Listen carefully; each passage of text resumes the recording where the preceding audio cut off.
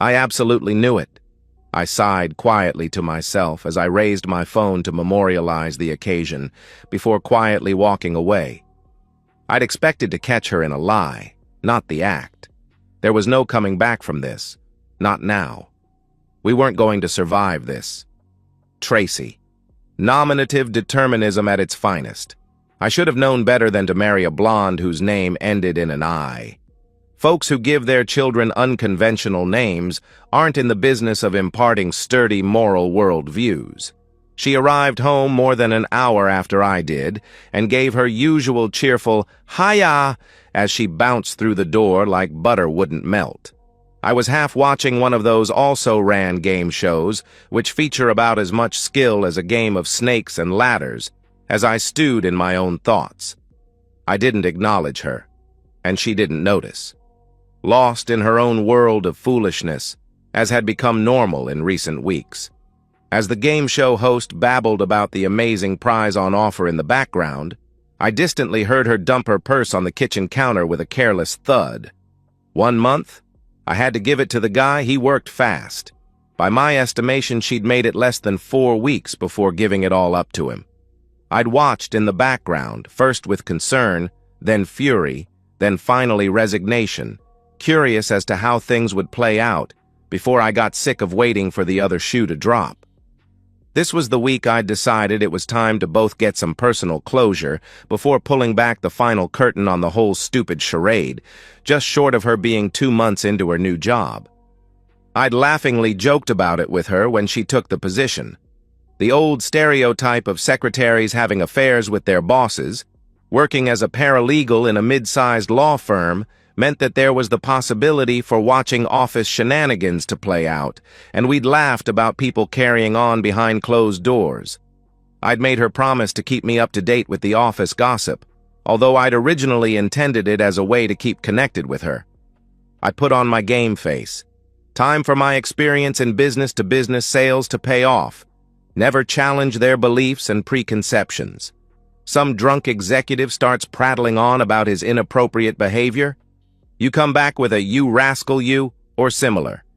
They blurt out shockingly inappropriate gibberish. Don't even blink. Smile, nod, change the subject. Any more gossip at the office recently? I asked loudly, with my head turned toward the kitchen. Nah, well, not that I know of anyway, Tracy replied, wandering into the lounge. It's mostly paperwork, meetings, and research, not non-stop Mexican telenovela action. Oh, come on. I know you've only been there, 7 weeks now? But there's a steep power gradient in that office. Foolish secretaries having affairs with their married bosses is a stereotype for a reason, I stated, noticing a slight hitch in her movement when I said it before I pivoted to disarm her. What about that girl? What's her name, Stephanie? Didn't you say it looked like she was up to something with one of the junior partners? Nope. Turns out it was nothing, she replied, settling down onto the other end of the couch in her white blouse and pencil skirt and stretching out her stockinged feet. Or if it is, it's on the super down low. Turns out she's got a boyfriend. Doesn't shut up about him. She really loves him. I glanced over at her with a raised eyebrow. The blouse was a little translucent, form-fitting, and a little low-cut for office wear. That had started 2 weeks in.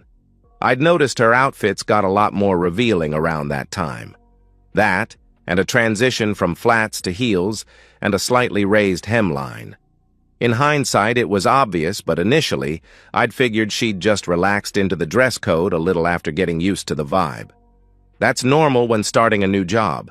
It's better to be over-formal initially and adjust to the vibe, rather than to underdress and set a bad impression.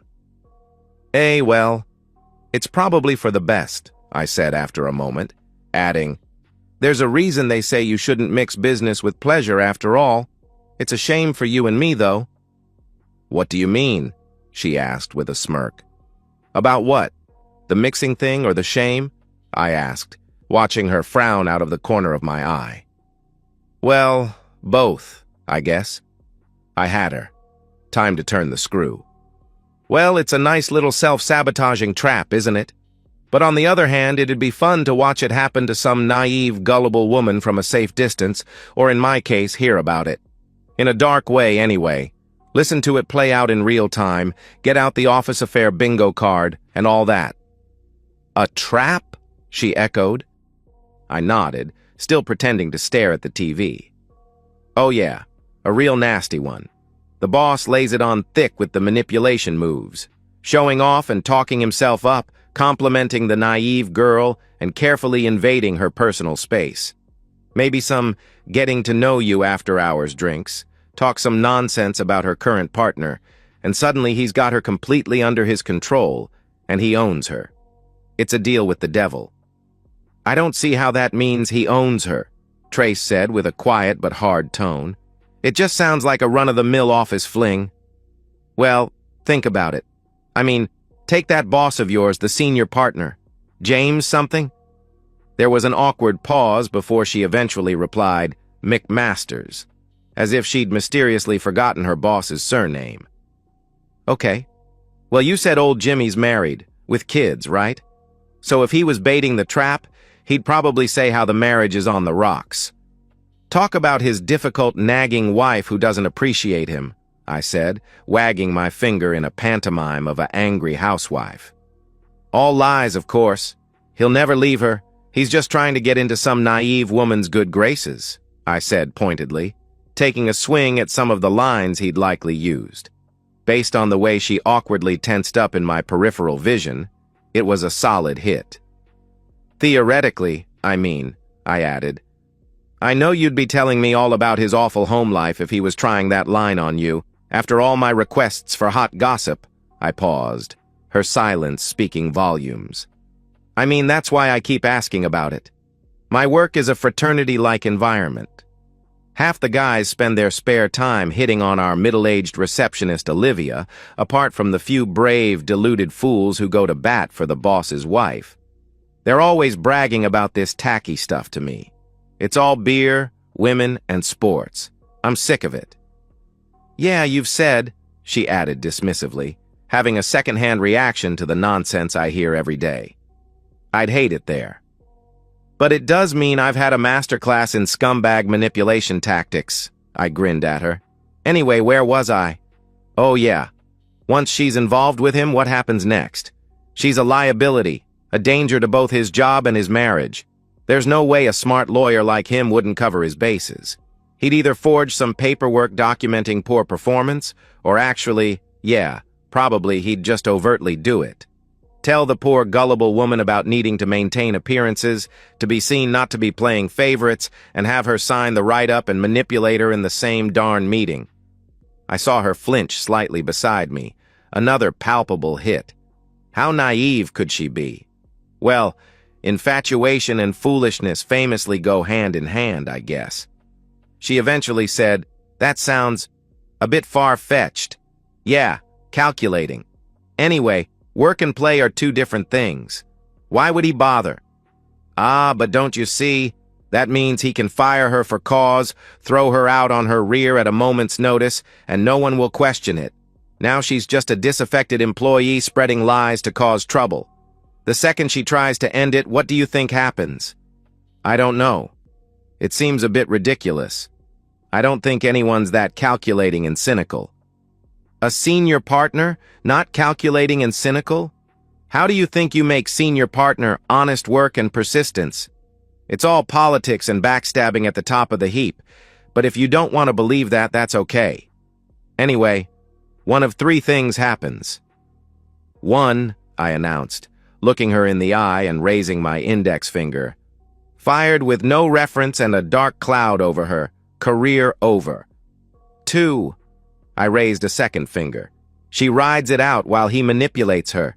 He gets bored of her, then bam, fired for cause again. Finally, three," I raised the last one with an evil grin.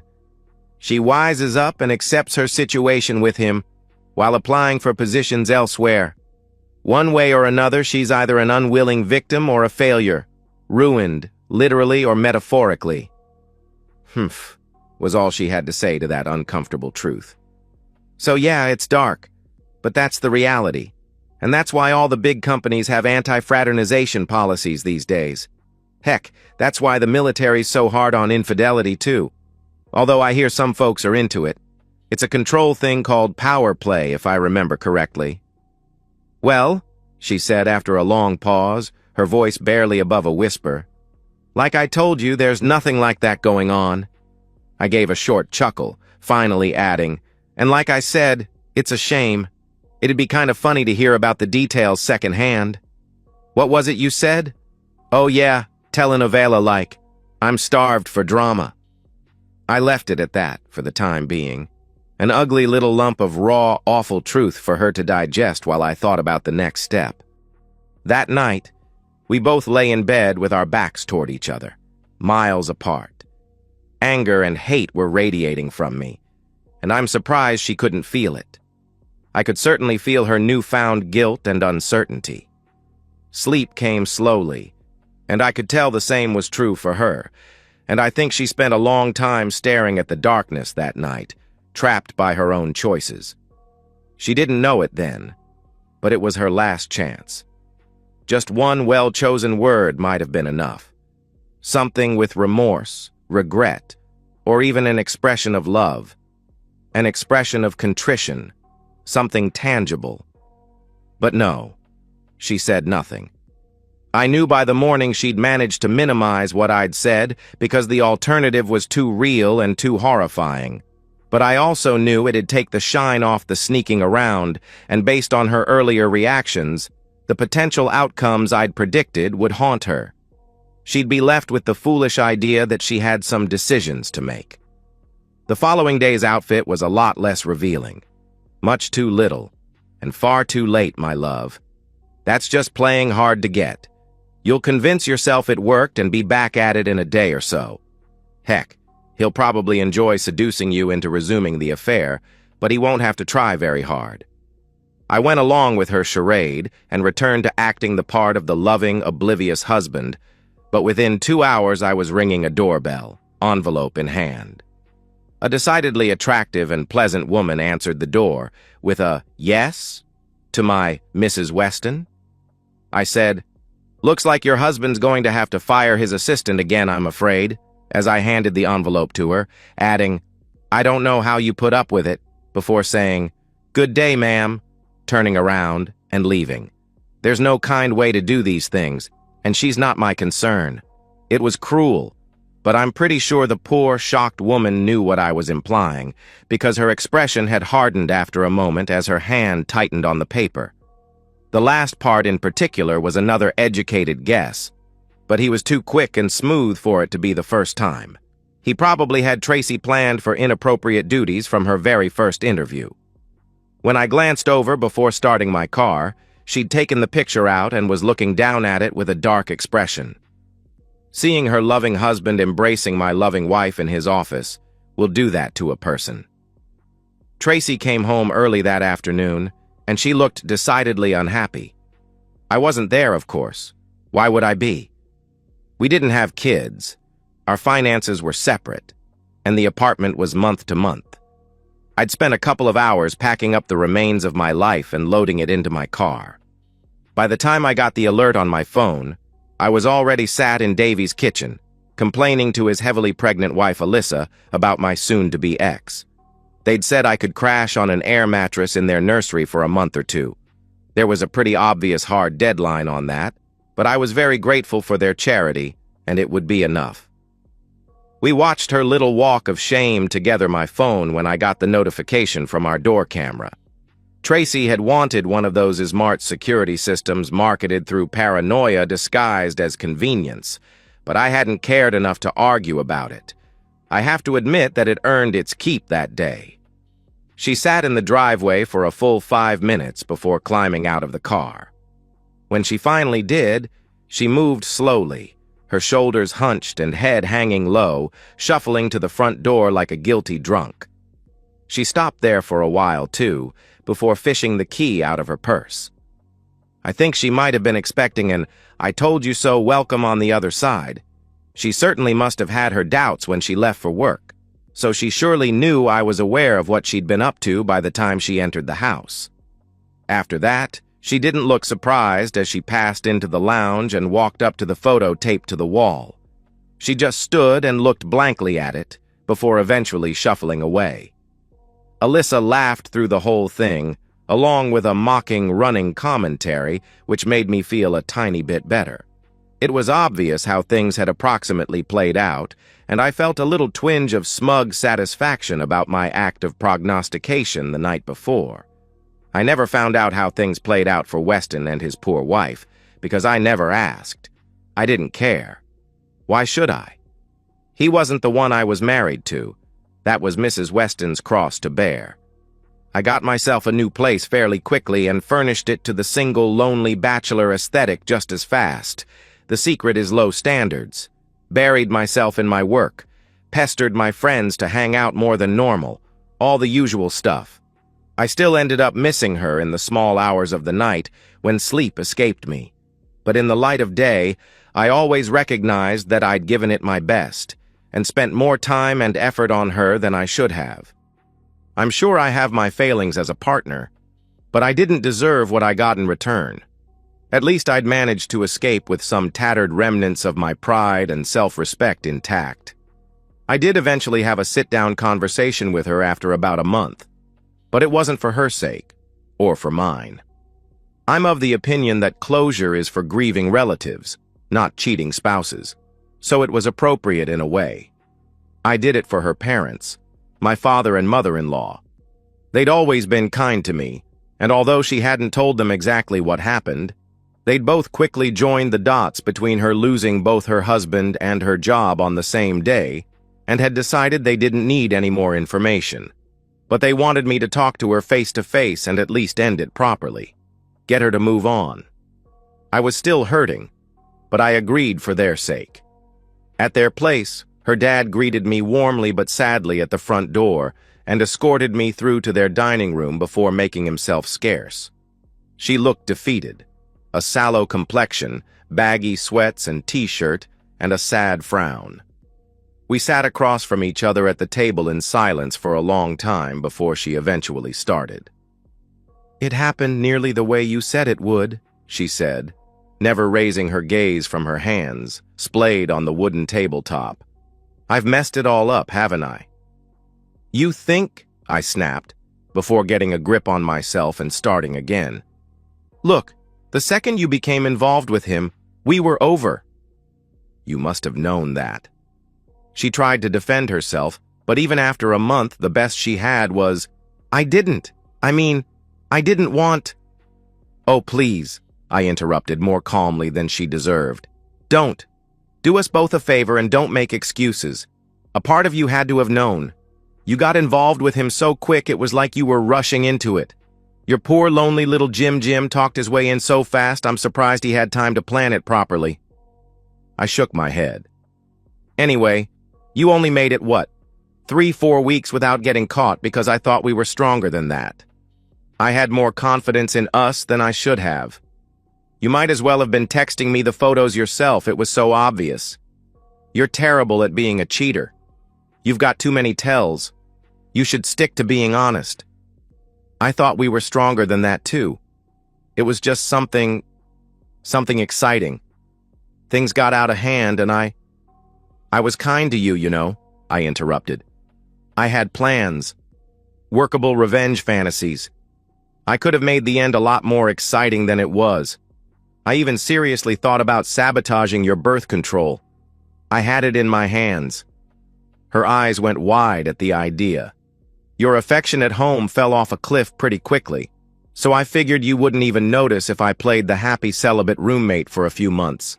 Have the divorce papers served in the maternity ward. But instead, right up until the end, even though I hated you for what you were doing to me, to us, I was giving you a way out."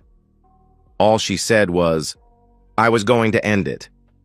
"No, you weren't," I said with a hard tone. "Maybe that's what you told yourself, probably a few times, but it's a lie." "No, I really was. I knew it was wrong, and I really did know what I was doing was bad," she said, looking up at me with sad, narrowed eyes. "I saw you. That wasn't an ending it face you had on when he was embracing you in his office. I already figured out you were having an affair with him, but when I saw it, I had just wanted to catch you in a big lie, something concrete I could point to. I didn't actually expect to see what I saw. I'm sorry you saw that." She looked away. "It was just physical. Please at least know that. That's another one of those untruths people tell themselves. If it was just physical, then you'd have been cheating on me with the machine. How did it feel to have a spicy little secret? To have something over me? Thinking he doesn't know, and look at me while you could still feel satisfied by him? Knowing you know something I don't?" Her eyes widened, and I think she recognized a nasty piece of herself she hadn't quite seen before. "Well, I was still trying to give you a chance, even after knowing all that," I said. "Even after I said how it would play out. I know that rattled you. If you'd owned up to it right then and there, thrown yourself at my mercy, I would have been willing to try. You knew then, really, didn't you? But it would have been a desperate attempt at that point. I don't think I could have by then, even if I wanted to. Not after seeing it." "Is there really not any chance?" she asked with a pleading look. Honestly, there wasn't any real hope in her eyes, but I think she needed to ask, just to be sure. "No," I said sadly. "Okay," was her only reply, as she hung her head again. After a moment, she half mumbled toward the floor, "I had to ask. I am sorry, you know. Sorry about the whole thing, every second. I don't know what was going on with me then. It was like I went insane, like I was trapped in a different reality. But I want you to know I'm sorry." She looked up at me then, with wide, anguished eyes, and said, "I know it doesn't mean anything, 'cause I can't take it back, but I'm sorry." And that was the end of it. I went to say goodbye to her parents after that, and her mother looked hopeful, as if we could reconcile. She asked if I was going to stay for dinner. Her father knew better, I think. He gently shook his head at her, even before I gave my apologies. Nothing was somehow going to magically heal the wound Tracy had ripped through our marriage with simple words.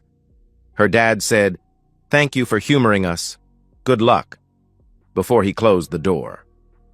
We agreed to a simple, uncontested divorce on the grounds of irreconcilable differences. There wasn't any point dragging things out. There weren't significant assets to fight over, and there wasn't a reason to be in the same room with her ever again. About 6 months after that, I saw her working the register at a grocery store. She looked thinner but healthier, and certainly happier than during that last talk. Honestly, I was surprised to see her, though. She has a degree. She could have just erased the job from her resume and relocated, started over somewhere else with a clean slate. I guess making suboptimal life choices might be a habit of hers I hadn't noticed up until that point. Heck, maybe I was one of them. Unfortunate for her, I guess. As for me, by that point, I'd just about put her behind me, emotionally. I had a good job, I had a promising new girlfriend, and most importantly, I had a divorce. And so, we've reached the end of today's story. Was it what you expected, or did it take a twist you didn't see coming? I'm curious to hear your thoughts. Share them in the comments below, and let's get a conversation going. If this story kept you hooked, make sure to hit that like button. And if you're new here or just haven't subscribed yet, now's the perfect time to join our community. I bring you fresh, captivating stories every day, so click that subscribe button and turn on notifications so you never miss out. Thanks for watching, and I'll see you in the next one.